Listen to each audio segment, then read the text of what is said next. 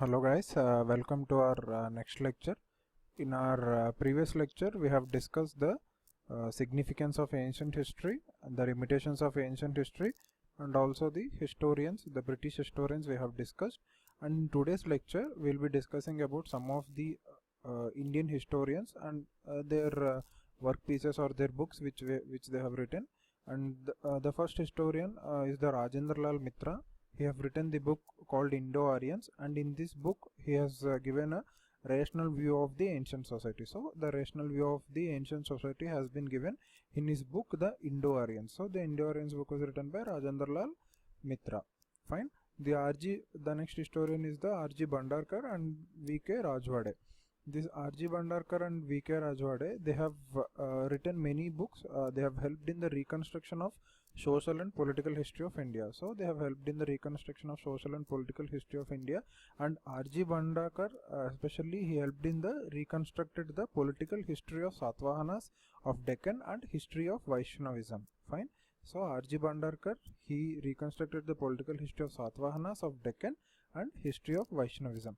He also advocated widow remarriages and castigated the evils of casteism. He also advocated the widow remarriages and castigated the evils of casteism. V.K. Rajwade, he wrote the book called History of Constitution of Marriage in Marathi in 1926. Actually, he went in search of Sanskrit manuscripts from village to village, right? He went to village in search of Sanskrit manuscripts, and with the help of those manuscripts he has studied the history, and in 1926 he has written the history of institution of marriage in Marathi, right?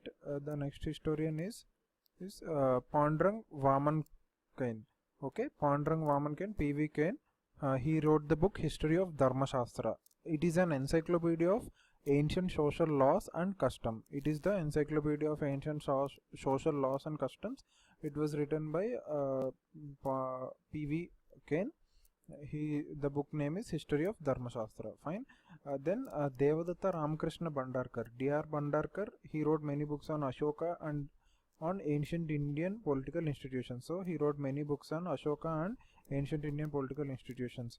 The next person is H. Rai Chaudhary. He has reconstructed the history of ancient India from time of Bharata till the end of Gupta. Fine. So he helped in the reconstruction of history. Rai Chaudhary helped in the reconstruction of history from ancient India from the time of Bharata till the end of Gupta. Then the next historian is R.C. Majumdar. He has a strong element of Hindu revivalism. Fine.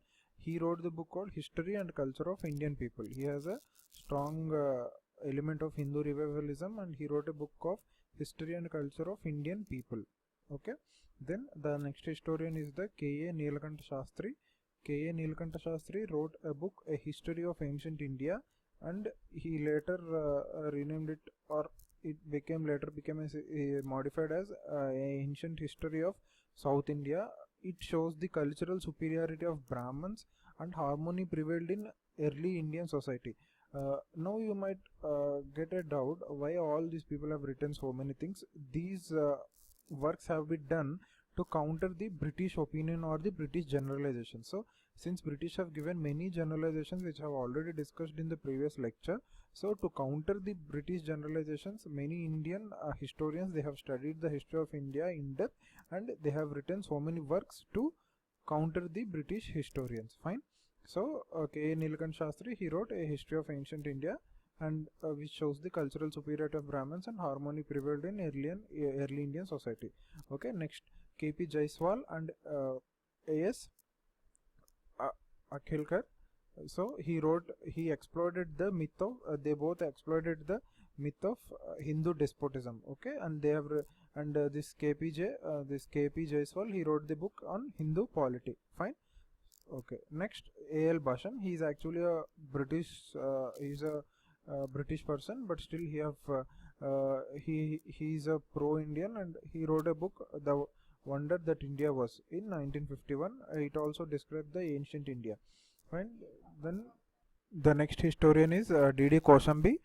He has written a book, an introduction to the study of Indian history, right? An introduction to the study of Indian history was written by D.D. Kosambi in 1957. So this is about the various historians from the British end, and also from the Indian side. Okay, so Britishers have generalized few points, and Indians also have done various works on Indian history, and they have published certain works. Fine. Now we will go to the next topic: nature and resources of historical constructions. So now, how these people have written so many works, but how these works have been developed? What are the resources which ancient people considered for this historical construction, right? So the first thing is the material remains: the stone temple and the brick monasteries. So the stone temples and the brick monasteries, these are the material remains. So from this they utilized the resources which are present in the stone temples and the brick monasteries to develop the ancient history. They all, and also the mounts are nothing but the elevated portion of land covering the remains of old habitants. So elevated portion of land which are covering the remains of old habitants, these are called as mounds. So using this by excavating the mounds, this can be excavated both horizontally and vertically, but always horizontal excavation is a bit cost taking excavation, like it is bit costly, and they usually historians prefer the vertical explorations. So after excavating vertically, we have found many remains, and it is also divided into single culture, like the excavation where only one culture is found, and major culture where only one dominant culture, and multiculture means several cultures are present. Then the other material remain are the megaliths. Megaliths are nothing but buried dead people along with weapons, pottery, and other belongings. So in olden days, the dead people were buried along with their weapons, pottery, and other belongings. So they have an opinion that in the next life these things will be useful. So using these weapons and pottery and other belongings, people used to bury it, and these are called as megaliths. So how they have found using this material remains, the technique used is two techniques were used: the radiocarbon dating and the pollen analysis. Radiocarbon dating, it uses the radiocarbon or the carbon C14. It is a radioactive carbon isotope. Like, what is radiocarbon dating is nothing but the carbon C14, this radioactive isotope is present in our body. Whenever this level of the carbon isotope, it actually reduces daily in at a uniform rate, but we will substitute it through atmosphere and also through the food which we take. So when a human being is alive, this carbon isotope will be substituted daily, so there won't be any reduction in amount.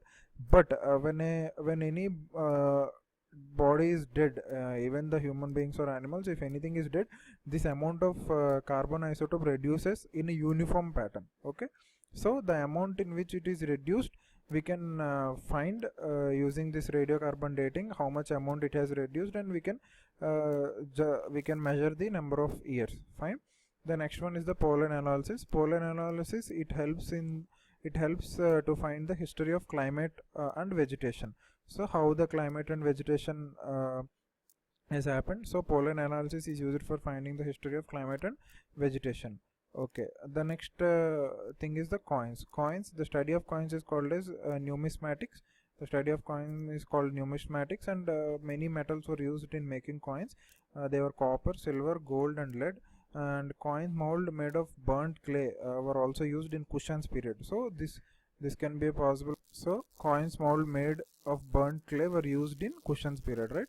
And many other metals were used that we have already discussed. And post Gupta period, they have virtually disappeared. Fine.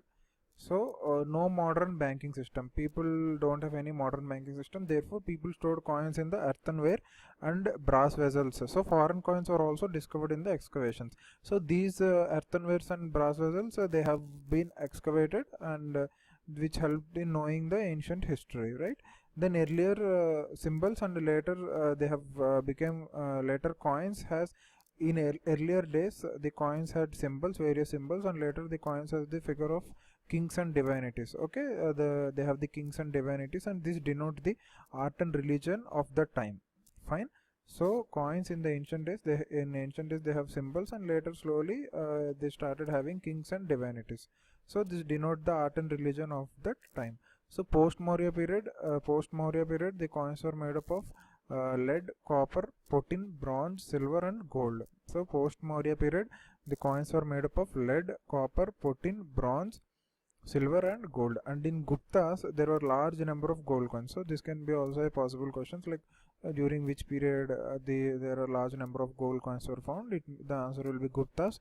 The large number of gold coins were found, and trade and so from this we can conclude that trade and commerce has flourished during the Gupta period. Fine. Then the next one is inscriptions. The study of inscriptions is called as epigraphy. Okay, the study of inscription is called as epigraphy, and the study of old writings used in the inscriptions is called paleography. So the study of old writings used in inscriptions are called paleography, and the study of inscription is called as epigraphy. Fine. The inscriptions are carved on stones, seals, pillars, copper plates, temple walls, wooden tablets, etc. So in olden days these were carved on stones, seals, pillars, copper plates, temple walls, wooden tablets, etc. So now we will see how the language has existed. Prakrit language was existed till 3rd century BC, and Sanskrit language it started from the 2nd century AD. It existed from 2nd century AD, and regional languages from 9th and 10th century AD. Right? The inscriptions of Maurya, post Maurya and the Guptas was published in a series which is called as Corpus Inscriptionum Indicarum. Okay, the inscriptions of Maurya, post Maurya and the Gupta was published in Corpus Inscriptorium Indicarum. This was published in a series, right? The Harappan inscriptions are the pictographic scripts. Actually these were still yet to be deciphered, like yet to be read. These were still not deciphered by the archaeologists. Then Ashokan inscriptions, they followed the Brahmi script. This Brahmi script goes from left to right, and also in Karatosi script. Okay, this Brahmi script, the features of Brahmi script, it was present all over India except the north and western part. This Brahmi script was present all over India except the northwestern part, right? The main script is till the end of the Gupta period. So this main script existed till the end of the Gupta period, and there is a strong regional variations in the script. There was a strong regional variations in the script. So this is about the Brahmi script. It is not present in the northwestern part. This has to be noted. Okay. The Ashokan inscriptions the Ashokan inscriptions are Greek and Aramic scripts. Like in Pak and Afghanistan, these Ashokan inscriptions are present in Greek and Aramic.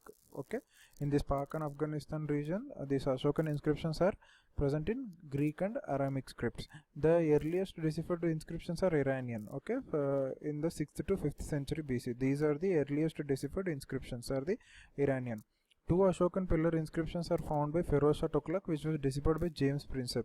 So these Ashokan pillar inscriptions which were found by Feroz Shah Tughlaq were deciphered by James Prinsep in 1837, the then Britisher.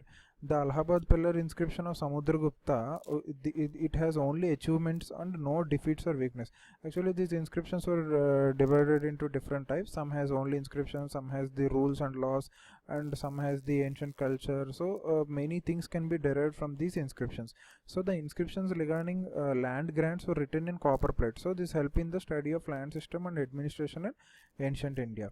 Okay, fine. Okay friends, thank you. With this we'll be ending today's lecture, and tomorrow we'll be discussing about the literary sources which we have used, and the other methodologies. Fine. Thank you for watching this video. Please subscribe to our channel, and please do spread the word if you like the video, and if there are any doubts or any other discrepancies in the video, please do comment in the comment section. Thank you.